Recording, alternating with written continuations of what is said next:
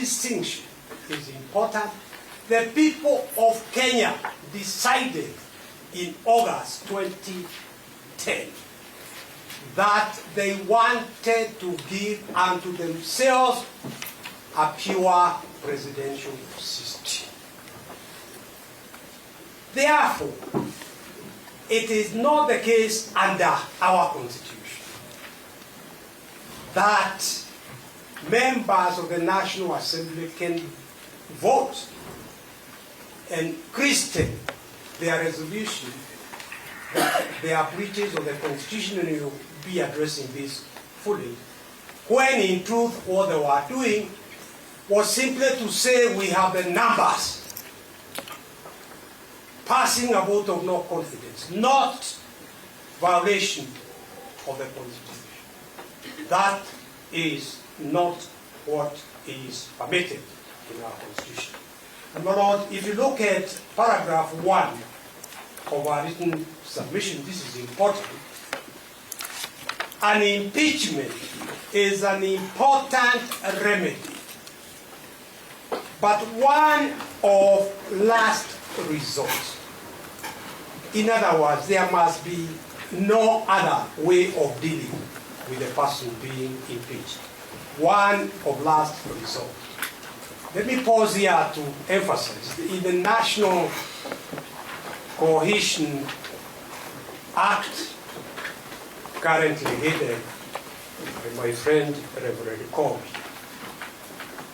one of the charges leveled against the first deputy, the first petition, was making utterances that, strictly speaking, should have been reported to the National Integration Commission. If impeachment is a last resort, why was the deputy president being rushed to impeachment on matters in respect of which he could have been taken to that National Cohesion Commission and even prosecuted? That was not respecting the important dictate in presidential system that impeachment is a last resort. It is one to be used where there is an injury to the people. Why is that? Because in a presidential system, it is the people themselves, through a plurality of their votes, who elect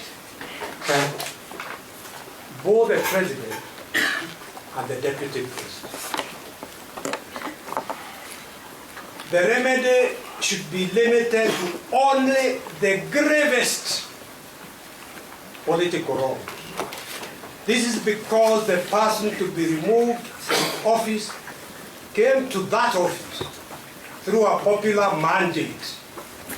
The will of the people should therefore not be overturned on flimsy grounds.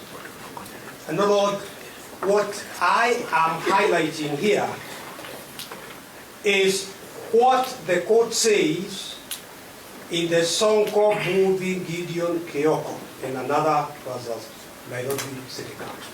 So this is the judicial interpretation that is being accorded in respect of presidential system.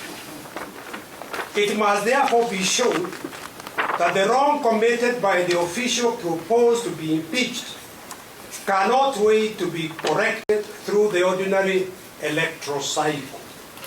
There should therefore be a clear nexus between the alleged wrongs with the public trust bestowed on the governor, in this case the deputy president.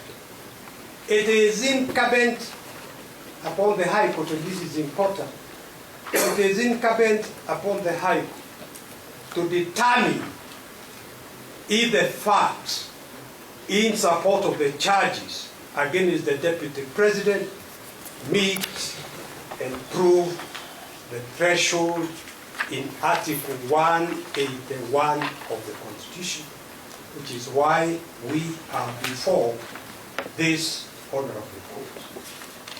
it is, Lord, as I say, the first time that the first petitioner has the opportunity to state his case and to point out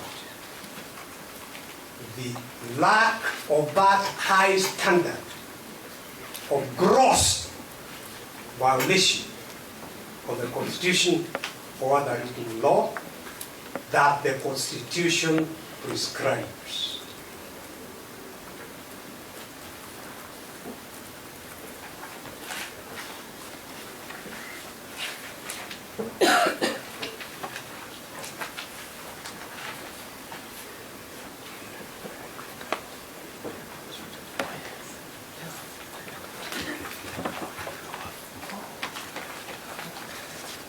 Well, Lord, let me now, that was a few words about the introduction. Let me now go to the issues that I need to highlight. Well, Lord, if you go to page 11 of our written submission, you will see 8 issues we have drafted arising from the first petitioner's petition and our written submissions as the issues we suggest that this honorable court should address in determining this issue. Lord, those 8 issues are the ones we have divided amongst ourselves as counsel, appearing for the Deputy President to be addressed by each one of us